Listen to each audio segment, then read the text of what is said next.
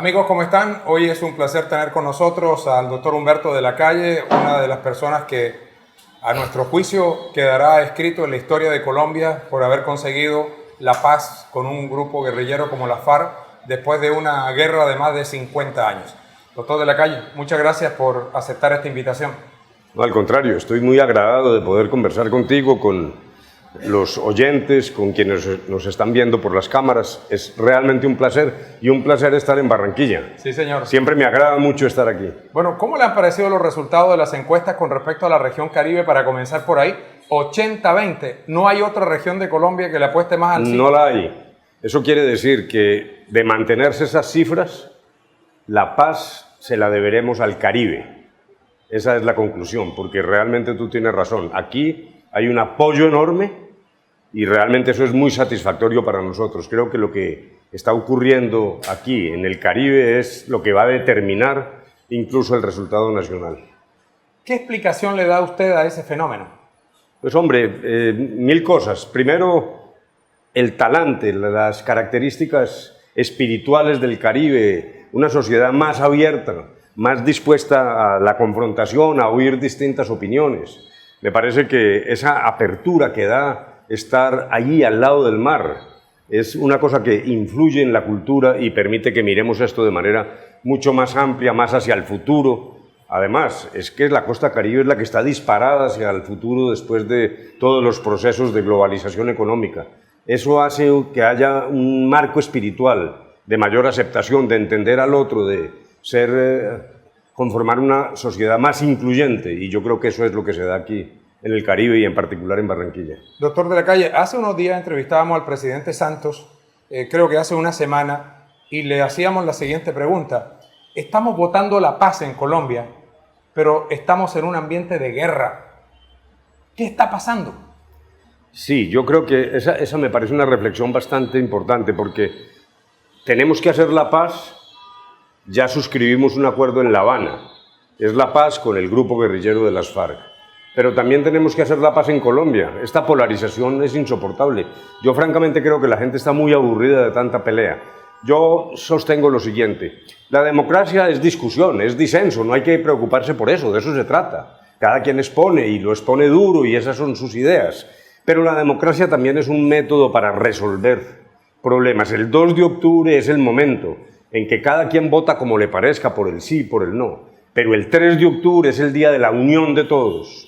Tenemos que respetar el resultado, conformar la unidad nacional a partir de lo que decidan los colombianos, hacer unos compromisos. Primero, reconocer la dejación de armas de las FARC. Ese es un hecho protuberante, histórico, muy importante.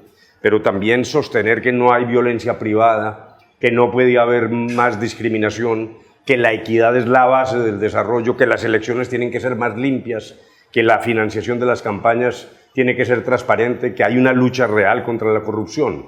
El 3 de octubre es, dijéramos, el momento del reencuentro de la ciudadanía, de la nacionalidad colombiana. Usted dijo hoy que invitaba a conversar al presidente Uribe y al presidente Pastrana. ¿Bajo qué figura se podría dar esa conversación? La palabra me parece bastante elocuente, es conversar, charlar, como aquí en Barranquilla, conversar. Yo creo que se ha malinterpretado. Yo no estoy proponiendo un debate. El 2 de octubre no es una campaña para que una persona derrote a la otra. No es que haya un candidato y otro candidato, a ver quién gana un debate. No, yo no estoy hablando de eso. Hablo es de conversar como compatriotas, serenamente, con tiempo. Como decía Facundo Cabral, tenemos todo el tiempo que hay. Ahora, si no se puede de aquí al 2 de octubre, insisto en que el 3 de octubre es el momento de un pacto nacional, con esas bases que he descrito, entre todos. No podemos dejar afuera porciones muy importantes de la opinión nacional. Entonces es un llamado a eso, pero conversemos como compatriotas, lo somos. Es fundamentalmente un proceso de divergencias actuales, pero de confluencias después del evento electoral. ¿Qué le dice usted al elector, a esa persona que lo está viendo y que todavía no ha decidido por quién votar? Nosotros hemos insistido en que la gente debe votar no influenciada por los sentimientos, sino por el conocimiento, que lean los acuerdos que hay en La Habana y que después tomen una decisión. En efecto, por eso estamos en esta llamada maratón pedagógica, lo que estamos es realmente haciendo el mayor esfuerzo, como lo hicimos esta mañana en la universidad, de responder todo tipo de preguntas sin filtros, sin censura. Nos parece igualmente respetable quien está de acuerdo o quien está en contra. Es un ejercicio, insisto, totalmente democrático.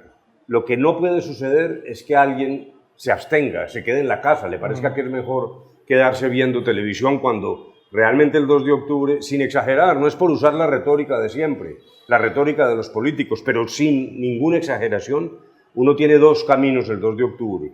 O ensayamos la paz después de 52 años de guerra, o seguimos como vamos. Eso tiene que ser una decisión de los colombianos. Lo que sí me parece que es un sofisma y que creo que es realmente un error tremendo, es la idea de que uno vota no para volverse a sentar en la mesa cuando tenemos la certidumbre de un acuerdo, frente al cual puede haber críticas. Yo creo, por mi experiencia de 4 años, que es el mejor acuerdo posible. Pero bueno, eso lo califican los colombianos. Pero lo que sí creo que es inviable es reabrir unas conversaciones no sé cuántos años. ¿Qué pasa con la misión de Naciones Unidas? Sí. Se tendría que regresar. Allí tenemos una misión limitada sobre la base de que hay un acuerdo. ¿Qué pasa con el cese del fuego? ¿Regresamos a las acciones de carácter militar? Me parece que ese es un error. Lo que hay es lo que hay. Y ahí creo que toca decidir y todos debemos decidir. Según su opinión, doctor de la Calle, ¿qué persigue el expresidente Pastrana con esa reunión que está planteando con Timochenko? No, yo realmente no soy capaz de calificar eso. Hay una reflexión que siempre me hago. El expresidente Pastrana intentó la paz. Incluso fue objeto de críticas, de presiones. Yo fui testigo de cerca de la manera apasionada como él miraba la paz. Luego el presidente Uribe tomó el camino de un robustecimiento militar que fue extraordinariamente importante, todos lo aplaudimos. También tenía contactos hacia la paz. Ahí el libro de Henry Acosta, que acaba de salir, muestra de manera documentada los 1000 intentos del presidente Uribe para buscar también unas conversaciones.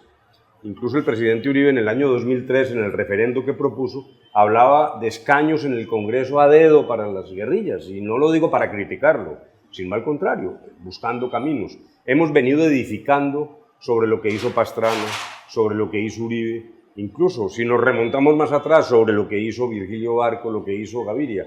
Me parece que los expresidentes de Colombia deberían estar satisfechos, aplaudiendo lo que ocurrió, porque ese es también su legado, esta es una construcción colectiva.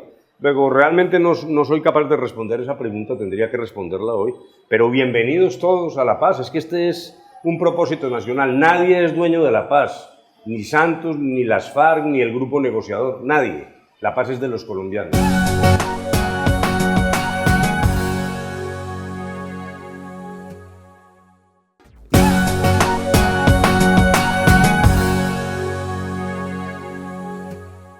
¿Quién es más difícil de convencer, la FARC o Uribe? Vaya pregunta. No, realmente yo he tenido una buena interlocución con el expresidente Uribe. Incluso sobre los temas de la paz tuvimos una reunión muy constructiva en algún momento en la Embajada de los Estados Unidos en Bogotá.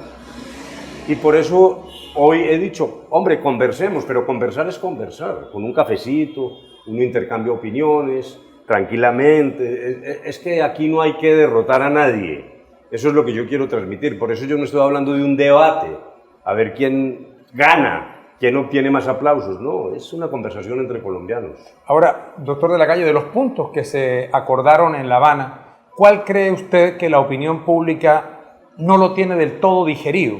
Pues dijéramos, me parece que una de las discusiones más difíciles ha sido el tema de justicia.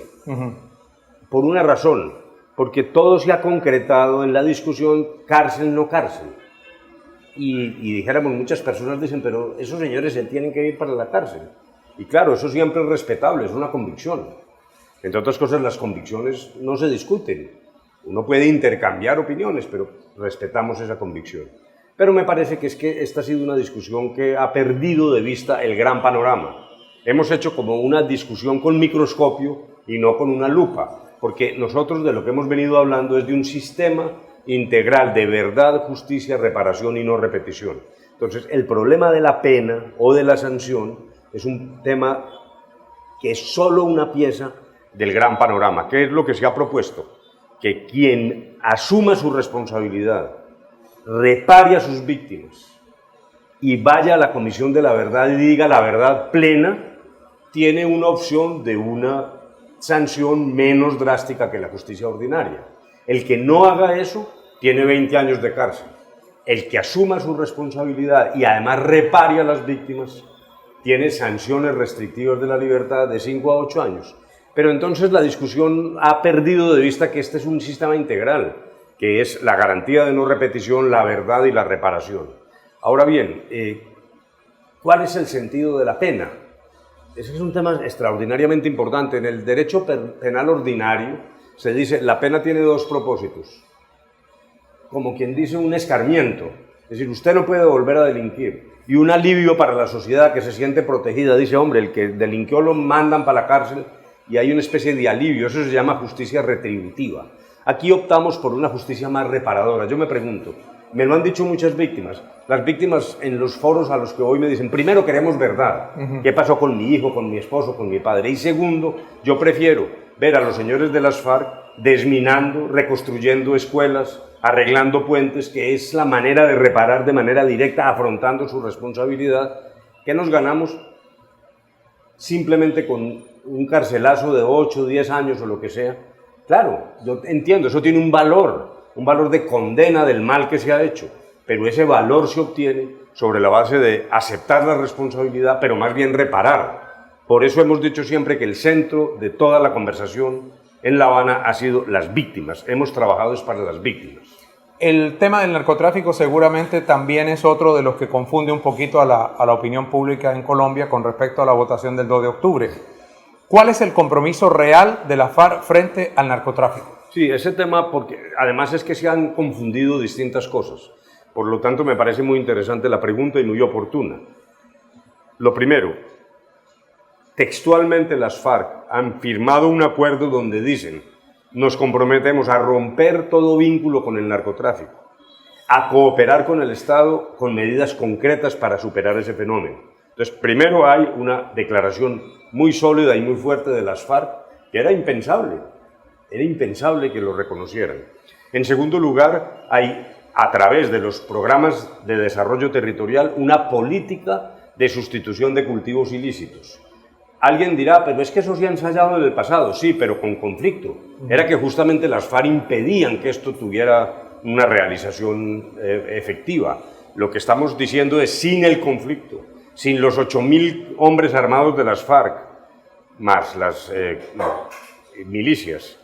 Sin ese elemento, lo que hemos hecho es una gradación en una política muy interesante. Primero, sustitución de cultivos voluntaria con las comunidades. Las FARC sin armas dentro de las comunidades toman la decisión y ahí interviene el Estado, vienen los planes de desarrollo territorial, la ayuda a quienes desistan del cultivo ilícito y toda la serie de fórmulas a través de proyectos productivos. Segundo, si la comunidad se niega, dice no nos interesa, pactamos la sustitución forzada, preponderantemente manual, privilegiando el ejercicio de la erradicación manual. Y tercero, nunca renunciamos como gobierno. Las FARC no estuvieron de acuerdo, pero es un elemento que hace parte de lo acordado, que nosotros como gobierno nos reservamos la posibilidad de la aspersión, de la fumigación. Después, sin ninguna conexión con lo que se habló en La Habana, y por eso me parece muy interesante su pregunta, por razones muy distintas, fallos de la Corte Constitucional, dudas sobre el carácter nocivo del glifosato, en fin, se presentó la suspensión de la fumigación, pero eso no fue una contraprestación a ninguna decisión en La Habana. Hay nuevamente una discusión, el señor fiscal de la Nación la ha planteado, el país tendrá que decidir qué hace con la aspersión, pero nunca en La Habana dijimos que no se podía fumigar. Dicen que la FARC es el mayor cartel de droga del mundo y mucha gente en Colombia dice que la FARC tiene mucho dinero. Tienen mucho dinero, lo van a reinvertir en Colombia, el gobierno se lo va a confiscar. ¿Qué va a pasar? Bueno, lo primero, una cosa muy importante es que las FARC asumieron el compromiso de reparar materialmente, palabra textual, reparación material a sus víctimas. Nos queda claro que reparación material no solo son esas acciones reparadoras a las que me refería ahora, sino plata, dinero. Ese es un primer compromiso. Segundo, Alguien me dirá, pero ¿cómo funciona ese compromiso? Esto quedó referido a la justicia, el Tribunal Especial de Paz, cada que tome una decisión, dándole esas sanciones menos drásticas a un guerrillero o a otro, porque es que esto no es solo la guerrilla, también hay otros responsables, nunca podemos perder de vista eso, sí. Agentes del Estado que se desviaron, terceros. Cada decisión implica una carga, una obligación de reparar a las víctimas de manera material.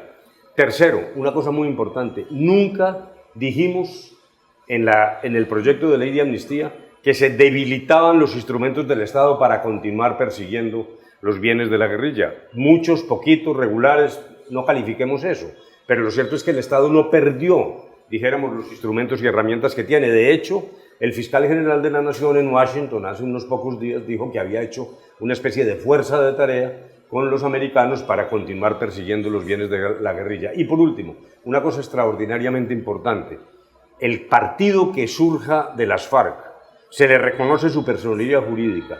Si utiliza bienes ilícitos, pierde la personería. Luego, dijéramos que yo creo que hay un escenario, un conjunto de medidas que nos indican que, más allá de la discusión actual, que es totalmente comprensible, hay unas garantías para que el dinero de las FARC no influya en política y para que colabore en la reparación de las víctimas.